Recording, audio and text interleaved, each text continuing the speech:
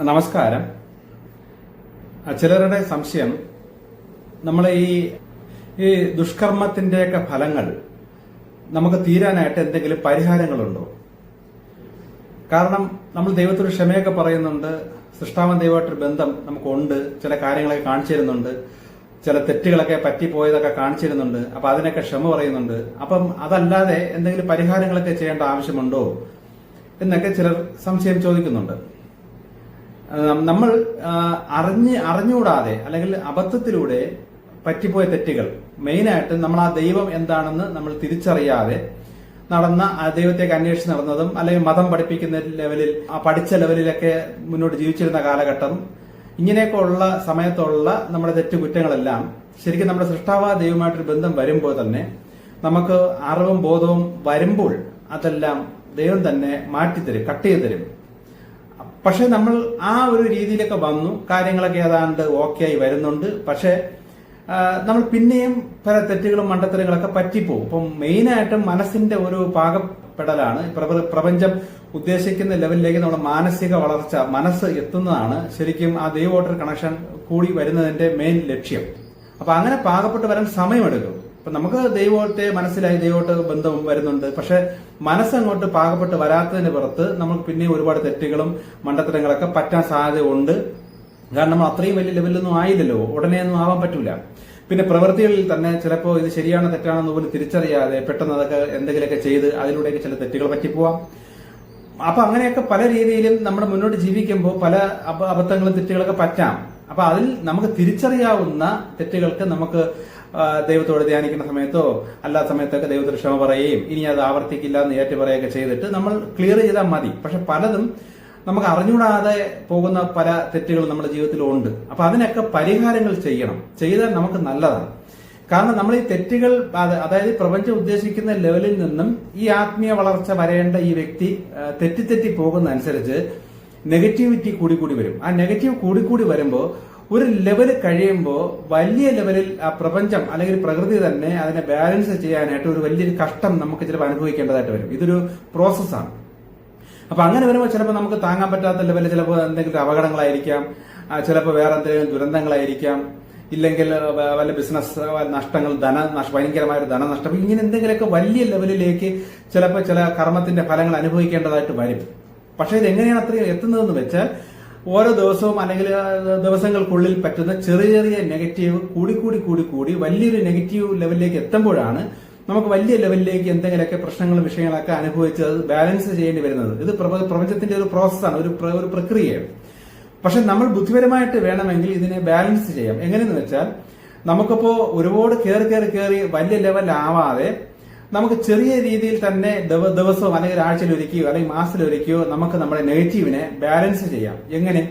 ഈ പരിഹാരങ്ങൾ അല്ലെങ്കിൽ കർമ്മഫലങ്ങൾ നമ്മൾ തന്നെ അതിനൊരു പ്രായശ്ചിത്തം എന്ന രീതിയിൽ ചെയ്ത് മുന്നോട്ട് പോയാൽ മതി. അതിൽ പ്രധാനപ്പെട്ട ഒരു സാധനമാണ് ഈ അന്നദാനം.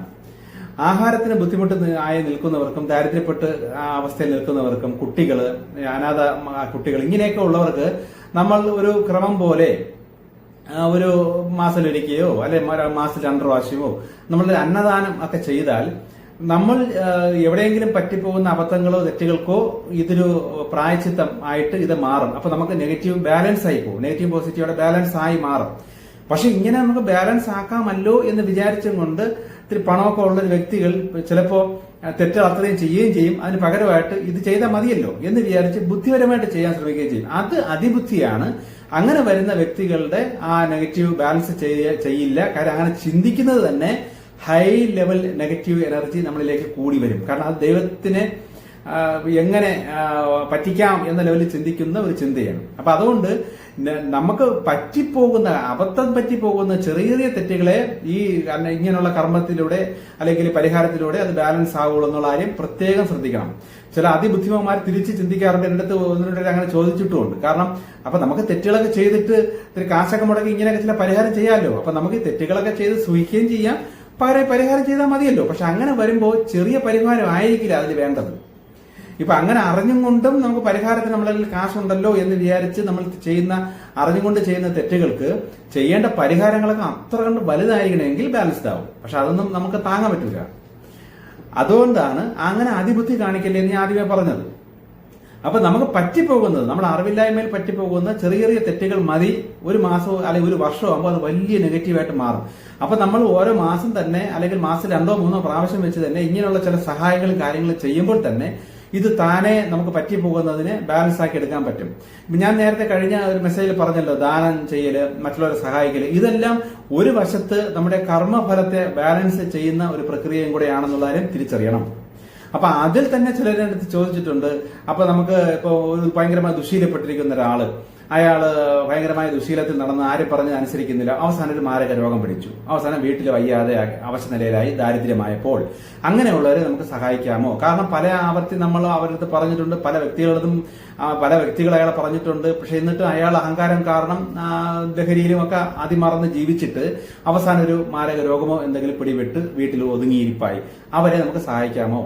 അങ്ങനെയുള്ളവരെ നമുക്ക് സഹായിക്കണം. കാരണം അവർ അങ്ങനെ നടന്നതിന്റെ കർമ്മഫലം എന്ന രീതിയിൽ ഒരു കഷ്ടം അനുഭവിക്കുമ്പോൾ ആ കഷ്ടം അനുഭവിക്കുന്നവരെ നമ്മൾ ആശ്വസിപ്പിച്ചേ പറ്റൂ. എന്നും പറഞ്ഞ് അവരുടെ എല്ലാ കാര്യങ്ങളും അങ്ങ് ഓക്കെ ആക്കിയാൽ അല്ല, അവരുടെ ആ കഷ്ടം അനുസരിച്ച് നമ്മൾ അവരെ അല്പസഹായങ്ങൾ ചെയ്തു കൊടുക്കേണ്ടി വരും. അപ്പൊ അവർ എത്ര അഹങ്കാരം പിടിച്ച് നടന്നാലും എങ്ങനെ നടന്നാലും അവസാനം അവർ തോറ്റല്ലോ, അവസാനം അവർ ഒതുങ്ങിയല്ലോ, അതിന്റെ കർമ്മഫലം അവർ അനുഭവിക്കേണ്ട ഗതി വന്നല്ലോ. ആ സമയത്ത് നമ്മളോട് കഷ്ടം പറയുകയോ ദയനീയത അവസ്ഥകൾ നമ്മളത് ഷെയർ ചെയ്യുകയൊക്കെ ചെയ്യുമ്പോൾ നമ്മൾ സഹായിക്കണം. ദൈവം എന്നോട് പറയുന്ന പ്രധാന കാരണം, ഒരാള് കഷ്ടം അനുഭവിച്ചു, സഹനം പറ്റുന്നില്ല, എന്തെങ്കിലും സഹായിക്കണേ എന്നൊക്കെ പറഞ്ഞ് കണ്ണീര്, ഒരു വ്യക്തിയുടെ കണ്ണിൽ നിന്ന് കണ്ണീര് വരുന്നുണ്ടെങ്കിൽ അവിടെ ഒന്നും നോക്കരുത്, നമ്മൾ സഹായിച്ചിരിക്കണം. അതേസമയം ഇത്തിരി ബുദ്ധിപരമായ രീതിയിൽ മാറി വ്യാജ രീതിയിൽ നിങ്ങൾ തരണമെങ്കിൽ തന്നാൽ കൊള്ള, ഇങ്ങനെയൊക്കെ രീതിയിൽ നമുക്കത് ചില വ്യക്തികളെ നമുക്ക് സംസാരിക്കുമ്പോൾ മനസ്സിലാവും. അത് ആവശ്യവും ഉണ്ട് എന്നാൽ നേരിട്ടങ്ങ് ചോദിക്കാനൊരു മറ്റേ ഞാൻ എന്ന ഭാവം അവരെ ഒന്നും സമ്മതിക്കുന്നതുമില്ല. അപ്പൊ അങ്ങനെ ഭാവത്തിൽ നിൽക്കുന്ന വ്യക്തികളെ നമ്മൾ സഹായിക്കേണ്ട ആവശ്യം വരുന്നില്ല. ആ ഭാവം കളഞ്ഞ് അവർ നമ്മളോട് ചോദിക്കണം, അന്ന് അവനിക്ക് ആവശ്യമുണ്ട്, എന്തെങ്കിലും ഉണ്ടോ, സഹായിക്കാൻ പറ്റുമോ, എന്റെ അവസ്ഥ അങ്ങനെയാണ് എന്നൊക്കെ അവർ ദയനീയ രീതിയിൽ സംസാരിച്ച് നമ്മളോട് ചോദിക്കുന്ന വ്യക്തികളെ തീർച്ചയായും സഹായിച്ചിരിക്കണം. അവർ എത്തരത്തിൽ ദുഷ്ടപരമായി നടന്നാലും എങ്ങനെ നടന്നാലും ഈ ഒരു അവസ്ഥയിൽ നമ്മൾ സഹായിക്കണം. അത് ആരായാലും അവിടെ നമ്മൾ ശരി കുറച്ച് കാര്യങ്ങൾ പറഞ്ഞു കൊടുക്കണം, പക്ഷെ സഹായം ചെയ്തേ പറ്റൂ. പിന്നെ വിശന്ന് കഷ്ടം അനുഭവിക്കുന്നവർക്ക് എങ്ങനെയുള്ളവരാണെങ്കിലും നമ്മൾ ആഹാരം വാങ്ങിച്ചു കൊടുത്തേ പറ്റൂ, അത് കൊടുക്കണം. കാരണം ആഹാരത്തിന് നിവൃത്തിയില്ല, ആഹാരം വിശക്കുന്നു എന്ന് പറയുന്ന വ്യക്തിക്ക് ആഹാരം വാങ്ങിച്ചു കൊടുക്കണം. പക്ഷെ അങ്ങനെ പറഞ്ഞു വരുന്ന വ്യക്തിക്ക് കാശ് തന്നാൽ മതി, ഞാൻ പോയി കഴിച്ചോളാം എന്ന് പറഞ്ഞാൽ നമ്മൾ അവിടെ ശ്രദ്ധിക്കണം. ആഹാരം കഴിക്കാനായിരിക്കില്ല, മദ്യപിക്കാനോ വേറെ ലഹരി ഉപയോഗിക്കാനോ ഒക്കെ ആയിരിക്കും, അത് ശ്രദ്ധിച്ചോളാം. ഇപ്പൊ ഞാൻ തന്നെ എവിടെയെങ്കിലും യാത്ര ചെയ്യുമ്പോഴോ എങ്ങനെ എവിടെയെങ്കിലൊക്കെ പോവുകയൊക്കെ ചെയ്യുമ്പോൾ ആരെങ്കിലും വന്ന് എന്റെ അടുത്ത് ഇന്നലെ ആഹാരം കഴിച്ചില്ല, ഇന്ന് രാവിലെ മുതലേ പട്ടിണിയാണ്, എന്തെങ്കിലും ആ വിശന്ന് നിവൃത്തിയില്ല എന്നൊക്കെ പറഞ്ഞ് ചിലരുടെ അടുത്ത് ചോദിക്കാറുണ്ട്. അങ്ങനെ ചോദിക്കുമ്പോൾ ഞാൻ തൊട്ടടുത്ത ഏതെങ്കിലും ഹോട്ടലോ എല്ലാം കാണിച്ചിട്ട് പറയും, കയറി കഴിച്ചോ, ഞാൻ എന്റെ കാശ് കൊടുത്തേക്കാം എന്ന് പറയുമ്പോൾ ചിലർ ആഹാരം വാങ്ങിച്ചിട്ടുണ്ട്, കഴിക്കുന്നുണ്ട്. ചിലർ അത് വേണ്ട, ഇപ്പൊ താല്പര്യമില്ല, പൈസ തന്നാൽ മതി, ഞാൻ പിന്നെ കഴിച്ചോളാം എന്ന് പറയുമ്പോൾ ഞാൻ അവർക്ക് കൊടുക്കാറില്ല. കാരണം അതിന്റെ ആവശ്യം അവർ ആഹാരമല്ല ആവശ്യം, അവർക്ക് ആവശ്യം വേറെ പലതുമാണ്. അപ്പൊ ഇങ്ങനെ നമ്മൾ നോക്കിയും കണ്ടും ഇതൊക്കെ ചെയ്യണം. അപ്പൊ ആഹാരം ആർക്കാണോ വാങ്ങിച്ചു കൊടുക്കാം, അവിടെ ഒരു മാനദണ്ഡവും അവിടെ ഇല്ല. അപ്പൊ ഇങ്ങനെ ദാനം ചെയ്യുന്നതിലൂടെ മറ്റുള്ളവരെ സഹായിക്കുന്നതിലൂടെയൊക്കെ നമ്മുടെ കർമ്മഫലം ഒരുപാട് ബാലൻസ്ഡ് ആവും. അത് ശ്രദ്ധിച്ചോളാം. അത് സഹായിക്കുന്ന രീതി എന്ന് പറയുമ്പോൾ ചില വ്യക്തികളുണ്ട്, ഇപ്പൊ നമ്മുടെ വീട്ടിലൊക്കെ തന്നെ പിരിവിന് വരും, പിരിവായിട്ട് വന്നിട്ട് നോട്ടീസൊക്കെ തന്നിട്ട് ഞാനിങ്ങനെ ഒരു അനാഥ മന്ദിരം നടത്തുന്നു, അല്ലെങ്കിൽ ഒരു വൃദ്ധസദനം നടത്തുന്നു, അപ്പൊ നമ്മൾ ഈ മാസം എല്ലാവർക്കും വേണ്ടിയിട്ട് ഒരു ആഹാരം കൊടുക്കാൻ വേണ്ടിയിട്ട് നിങ്ങൾ എന്തെങ്കിലും തരണം എന്നൊക്കെ പറഞ്ഞ് ചില വ്യക്തികൾ ഈ ഏജന്റായിട്ട് വരും. ഈ ഏജന്റായിട്ട് ഈ മീഡിയേറ്ററായിട്ട് വരുന്ന വ്യക്തികൾക്ക് നമ്മൾ സഹായം ചെയ്യേണ്ട ആവശ്യം വരുന്നില്ല. ഞാൻ ചെയ്യാറില്ല. ഞാൻ അവരുടെ അടുത്ത് ചോദിക്കും, നിങ്ങളുടെ അടുത്ത് ആര് പറഞ്ഞു ഈ അനാഥ മന്ദിരം ഉണ്ടാക്കാൻ? നിങ്ങളുടെ അടുത്ത് ആര് പറഞ്ഞു? അല്ലാതെ ഞങ്ങൾ 4-5 പേർ ചേർന്നാണ് ഇത് നടത്തുന്നത്. അപ്പൊ നിങ്ങൾ 4-5 പേർ ചേർന്ന് നിങ്ങൾ നടത്തണമെങ്കിൽ അതിനുള്ള സാമ്പത്തികം നിങ്ങളിലുണ്ടെങ്കിൽ നിങ്ങളത് നടത്തുക. 10-50 വീട്ടിൽ കയറി ഇറങ്ങി അവരുടെ പൈസ പിരിച്ച് നിങ്ങൾ നടത്തണമെന്ന് വ്യവസ്ഥയൊന്നുമില്ലല്ലോ, അത് ഒരിടത്തും പറഞ്ഞിട്ടില്ലല്ലോ. ഇങ്ങനെയൊക്കെ സംസാരിക്കുമ്പോൾ അവർ അങ്ങ് പോവാം. ശരിക്കും അതിന്റെ ആവശ്യം വരുന്നില്ല. അപ്പം ദൈവത്തിന്റെ നിയമപ്രകാരം നമ്മളിൽ ഉള്ളതിന്റെ ഒരു പങ്ക് നമ്മൾ മറ്റുള്ളവർക്ക് ദാനം ചെയ്യുക. ഇപ്പൊ എന്റെ കയ്യിൽ ഒന്നുമില്ല, ഞാൻ ഒരു വൃദ്ധസദനം തുടങ്ങി, ഞാനൊന്നും അവിടെ ചെലവാക്കുന്നില്ല, ഞാൻ ജോലിക്കും പോകുന്നില്ല, 50 പേരെ കയ്യിൽ നിന്ന് പൈസ പിരിച്ചിട്ട് അതിലൊരു പങ്കെടുത്ത് ഞാൻ എന്റെ കുടുംബവും എന്റെ സുഖവും ഒക്കെ ഞാൻ നോക്കിയിട്ട് അതിലൊരു ഭാഗം കൊടുത്ത് സേവനം ചെയ്യുന്നു. ഇതെന്ത് സേവനം? അങ്ങനെ സേവനം ചെയ്യാൻ പറയുന്നില്ലല്ലോ. ഉള്ളവൻ ഇല്ലാത്തവന് കൊടുക്കണം. കാരണം നമ്മളിൽ ഉണ്ട് എങ്കിൽ ഇല്ലാത്തവർക്ക് സേവനം ചെയ്യുക. ഇല്ലാത്തവർക്ക് സേവനം ചെയ്യേണ്ട ആവശ്യം വരുന്നില്ല. ഇല്ലാത്തവൻ ആൾക്കാരെ നിന്നെല്ലാം കളക്ട് ചെയ്ത് ഉള്ളവനായിട്ട് എന്നിട്ടൊരു അത് മറ്റുള്ളവരിൽ നിന്ന് വാങ്ങിക്കുന്നതിലൊരു പങ്ക് സേവനം ചെയ്യുക, അതൊക്കെ തെറ്റ്. അപ്പൊ ഇതൊക്കെ നിങ്ങൾ നോക്കി വേണം ഇങ്ങനെയുള്ള കാര്യങ്ങൾ ചെയ്യേണ്ടത്. അതാണ് ഞാൻ നേരത്തെ പറഞ്ഞത്, മീഡിയേറ്ററായിട്ട് നടക്കുന്ന വ്യക്തികളിലൂടെ അല്ല ഈ സേവനം ചെയ്യേണ്ടത്.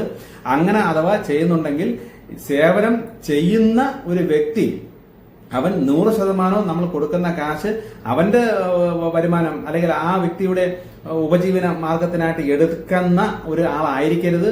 നമ്മൾ സേവനം എന്ന് പറഞ്ഞ് കൊടുക്കുന്ന കാശ് അതേപോലെ സേവനത്തിന് ഉപയോഗിക്കുന്ന വ്യക്തിയായിരിക്കണം.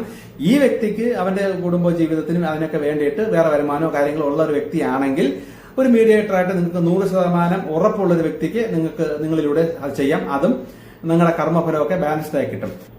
ഇനി കർമ്മഫലം തീർക്കാനായിട്ട് നമുക്ക് മറ്റു ചില രീതികൾ എന്ന് പറയുന്നത്, നമുക്ക് തീർത്ഥാടനങ്ങൾക്ക് പോകാം. എങ്ങനെ തീർത്ഥാടനം പോകാം എന്ന് വെച്ചാൽ, ആ സ്ഥലങ്ങളിൽ പോയി രക്ഷിക്കണേ എന്നെ ദൈവം എന്നെ രക്ഷിക്കണേ എന്നും പറഞ്ഞ് പ്രാർത്ഥിക്കാനല്ല പോകേണ്ടത്.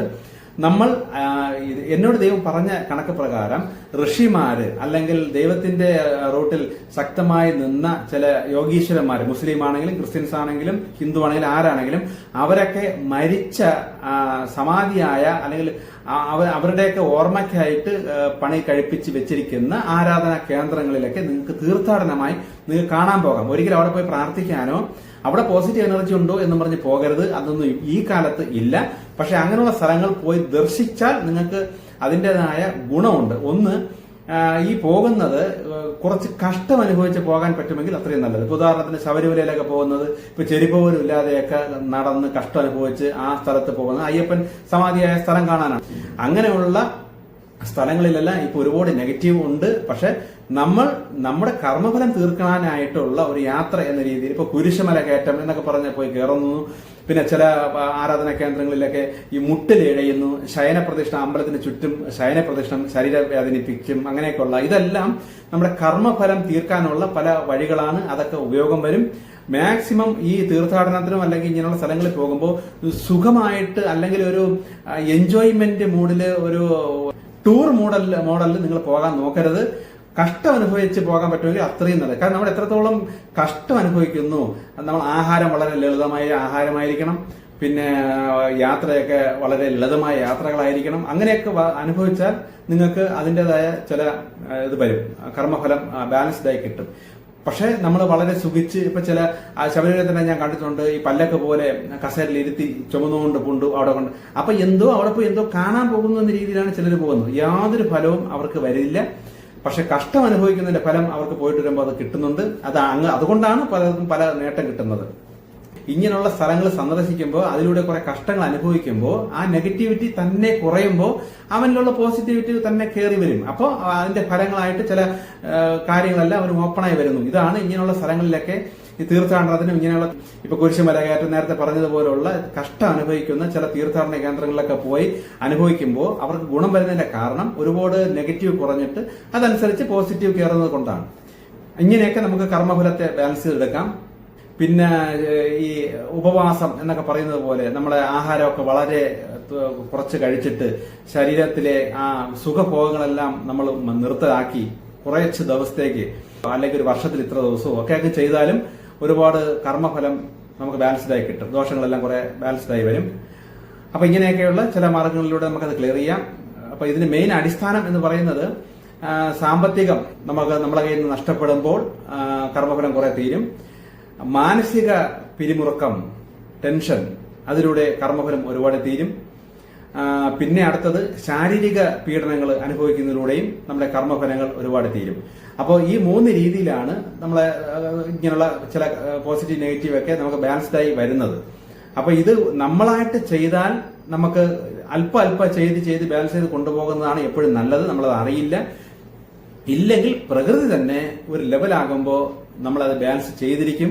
അത് കഷ്ടമാണ്, പെട്ടെന്ന് ആയിരിക്കും നമ്മുടെ ആ വീഴ്ച. ചിലപ്പോൾ വലിയ ലെവലിലേക്ക് നമ്മൾ വീണു പോകും. ആത്മഹത്യ ചെയ്തളയാ അല്ലെങ്കിൽ മരിച്ചാൽ മതിയേ എന്ന് വരെ നമ്മൾ ചിന്തിച്ച് ആകെ നിരാശയിലോട്ടൊക്കെ പോകും. അതെല്ലാം പ്രകൃതി നമ്മളെ ബാലൻസ് ചെയ്യുന്ന കർമ്മഫലങ്ങളാണ്. പക്ഷെ നമ്മൾ അപ്പോഴപ്പോഴ ചെയ്ത് പോയാൽ നമുക്ക് അത്രയും സമാധാനവും സന്തോഷവും കിട്ടും. ഓക്കെ, ഇനി ചില കാര്യങ്ങളൊക്കെ അടുത്ത്